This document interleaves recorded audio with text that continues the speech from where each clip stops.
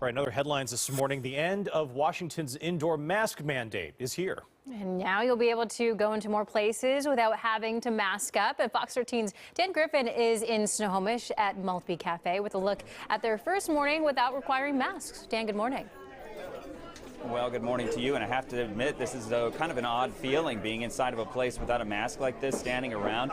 Most people coming in here to the Maltby Cafe this morning haven't been wearing masks. There have been a few, but I'm here with the owner, actually, Tana Baumler. We were talking this morning about how things are going. Going really well. Things are starting to feel a little bit back to normal, and I think all our minds are on Ukraine, so it's kind of nice to get back to feeling a little normal. And people were very excited yesterday. Everybody was like, we're going to throw our masks tomorrow.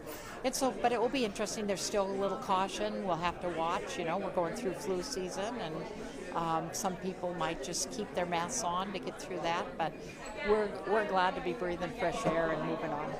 I know you were saying that some of your cooks have decided they just want to play it safe for a while. They're going to keep wearing their masks.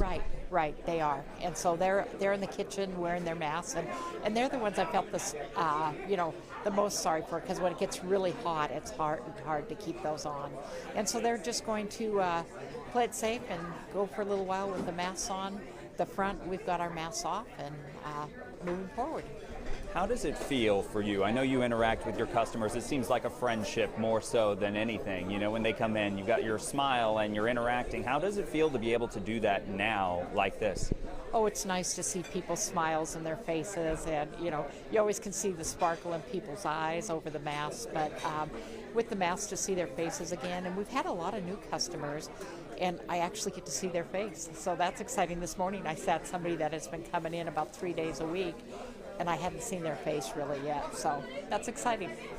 And what would you say to customers if maybe they're feeling a bit apprehensive and still want to wear their masks? Is that still, still a thing here too? Yeah.